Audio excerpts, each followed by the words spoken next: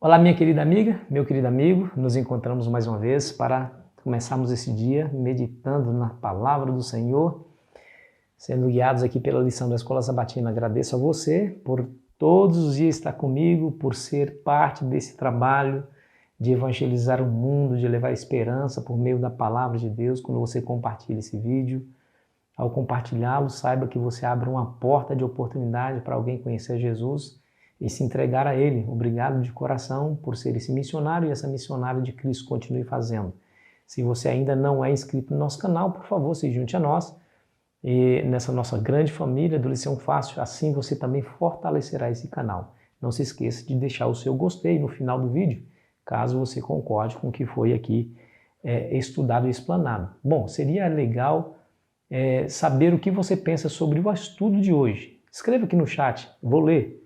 Vou responder. Escreva aqui, vai ser legal, tá bom? Abraão no crisol. Vamos ao texto para a nossa meditação de hoje, que fica em Gênesis 22, versículo 1 e 2. Depois dessas coisas, pôs Deus Abraão à prova e lhe disse: Abraão, e este lhe respondeu: Eis-me aqui. Acrescentou Deus: Toma teu filho, teu único filho, Isaque, a quem amas, e vai-te à terra de Moriá, oferece-o ali em holocausto sobre um dos montes que eu te mostrarei. Que espécie de pedido é esse? Deus não havia dito para Abraão que ele, da sua carne, da sua própria esposa Sara, ele teria um filho, e ele esperou e orou e ansiou ver esse filho por anos. Quando ele teve 99 anos de idade, esse filho nasceu. Agora o menino cresce, era motivo de orgulho, motivo de alegria, de esperança, porque afinal de contas Deus havia dito: por meio dele lhe farei uma grande nação. Conte as estrelas do céu, Abraão, se você o podes, assim será a sua descendência por meio desse menino. Agora Deus chega e diz: mata o menino, mata. Quero que você me ofereça o menino em oferta queimada. Você vai matá-lo e você vai colocá-lo sobre a lenha e você vai colocar fogo no seu corpo até que ele se torne cinzas. Que espécie de pedido é esse? O que Deus pretendia com esse pedido? Qual era o intento de Deus? Ele não explicou para Abraão. Amigo, seria muito mais fácil se Deus te dissesse para Abraão: Abraão, fique tranquilo, estou te pedindo isso, mas eu quero que você saiba qual é o meu propósito. Eu não pretendo que você chegue até o final da sua prova, não. Eu vou impedir. É claro que se Deus falasse isso, se Deus revelasse isso, ele iria com muita facilidade. Mas Deus simplesmente pede, exige e espera que Abraão cumpra. Que coisa terrível. Ellen White diz assim, Deus aguardara a sua última e mais rigorosa prova a Abraão até que o fardo dos anos fosse pesado sobre ele e ele almejasse o repouso das ansiedades e trabalhos.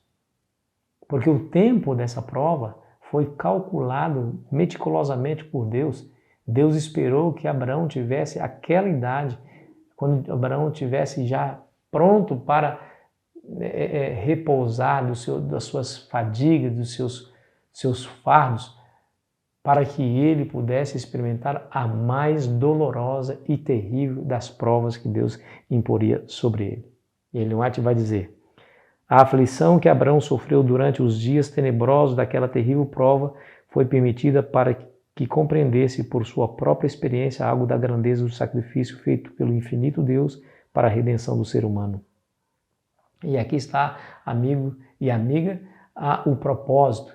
Através dessa experiência, Abraão compreenderia o que Deus poderia fazer, mas não somente Abraão, mas todos aqueles que voltassem seus olhos para a história de Abraão compreenderia a disposição de Deus em se sacrificar para redimir a raça humana.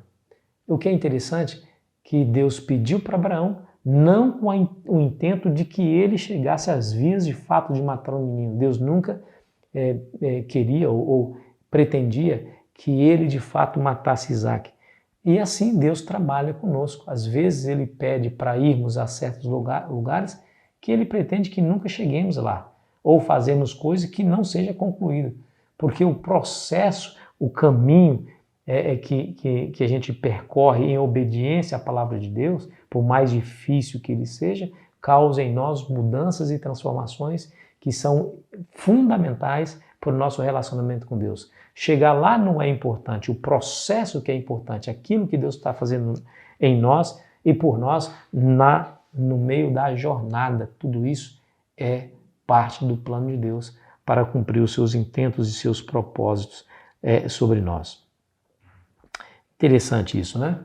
Bom, eu quero dizer para você que Abraão foi fiel. Não há nenhum registro de Abraão questionando aqui a ordem de Deus. Não há. Ele simplesmente obedece. Acorda o menino, eu penso que ele não falou nada com Sara. Mas eu penso que ele acorda o menino de madrugada, chama ali 2 servos e sem muita explicação, ele tem no coração que vai cumprir. O Senhor pediu, ele deve ter algum intento atrás disso aqui. E ele tinha tanta fé que Deus proveria ali um escape, que ele, ao responder a pergunta do seu filho, aqui está, pai, o cutelo, está fogo, está lenha, e onde que está o sacrifício? Deus proverá. Ele tinha tanta fé que Deus realmente proveria, que ele também disse para os seus servos, quando chegou no sopé do monte Moriá, ficai-vos aqui, enquanto eu e o menino subiremos para adorar e voltaremos para vós outros. Voltaremos está no plural. Ele não diz, adoraremos lá e eu voltarei para vocês. Ele diz, voltaremos, porque ele acreditava que Deus poderia até mesmo ressuscitar o seu filho das cinzas, caso ele obedecesse. Essa é uma daquelas citações que nos mostra que realmente Abraão conhecia muito bem a voz de Deus, que ele nunca duvidou que aquela era a voz do Senhor. Ele poderia, numa pessoa descuidada, uma pessoa que não conhecesse o seu Deus, poderia duvidar de que realmente era Deus que estava falando ou era o diabo. Porque, afinal de contas, Deus não pediria para matar alguém, e ele mesmo pede para a gente não matar, agora ele está pedindo. Ele poderia ver essa aparente contradição, essa dicotomia e pensar, não, isso aqui não é a voz de Deus, não. Isso só pode ser a voz do diabo e ele poderia recusar. Mas não foi o caso de Abraão, porque Abraão tinha tanto conhecimento de Deus, tinha tanta amizade com Deus, que ele foi às vias de fato e tentou realmente praticar aquilo que Deus pediu para que ele praticasse. Colocou o menino sobre o altar, sobre a lenha, amarrou os seus braços, e quando ele foi estender a mão para sacrificar o menino, diz a Bíblia que Deus disse, não faça isso. Eu não pretendia que você faria isso, eu queria somente que você entendesse o que eu irei fazer no futuro para redimir a raça humana. Esse homem foi um homem abençoado, não é à toa que é chamado pai da fé. Jesus, a se referir a Abraão, em João 8,56, diz assim, ó, Abraão, o pai de vocês, alegrou-se por ver o meu dia, e ele viu esse dia e ficou alegre. Está aí, querido, está aí. É aquilo que nós entendemos e aprendemos aqui da lição. Qual que era o intento e o objetivo? Para que Abraão pudesse, na sua própria experiência, entender o que o próprio Deus faria, o sacrifício infinito que o Deus faria para nos redimir. Coisa interessante, né? Deixa eu fazer uma pergunta para você. E aí? Como é que você se relaciona com Deus? Você tem amizade com Deus o suficiente para você obedecê-lo, mesmo que as suas ordens, os mandamentos de Deus não lhe façam sentido? Deus lhe pede para fazer algo que seja um sacrifício, vai ser difícil para você, possivelmente passará por sofrimento. Você mesmo assim obedece, reconhecendo que essa voz falando ao seu coração é a voz de Deus? Ou você não tem tanta sensibilidade para entender que é Deus que está lhe falando? Vocês sabem, amigos, que essa é uma resposta importante, porque ela nos mostrará que tipo de relacionamento nós temos com Deus. Veja que a disposição de Abraão já existia de obedecer a Deus, já existia antes da prova. Eu sempre estou falando aqui e vou repetir para você. Não se prepara para a prova na prova, se prepara para a prova antes da prova. O relacionamento com Deus precisa ser um relacionamento próximo, verdadeiro. Os nossos joelhos precisam se dobrar diante de Deus sempre, num momento de paz, porque esse relacionamento construído num momento de paz irá nos sustentar no momento da prova. Aqueles que descuidam da sua vida religiosa, espiritual, no momento de tranquilidade, poderão passar por provações, por problemas de incerteza, de confusão na sua mente, terrível, tal qual a aprovação daqueles que abandonam o barco, viram as costas, vão embora. Entende o que eu estou dizendo? Querido amigo, querida amiga, por favor, não permita que as coisas desse mundo ceguem seus olhos. Não permita que os entretenimentos sejam tão atraentes para você que isso lhe destrua a sua sensibilidade. Não permita que a correria dessa vida lhe destrua aquilo que é mais importante, a sua comunhão com Deus. Nada nessa vida pode ser mais importante do que você ler a palavra, de que você orar, de que você ter comunhão com Deus, de que você pregue o Evangelho, de que você seja interessado em promover as causas do reino de Deus nessa terra. Nada nessa terra pode ser mais importante do que isso. Se porventura você não está vivendo esse ideal de Deus para você, pare um pouquinho, reflita, pensa. Chegue a certas conclusões acerca de como que você está vivendo e volte e viva o plano de Deus para a sua vida, para que você viva em paz com Deus, porque a melhor coisa que você pode fazer é ter paz com Deus.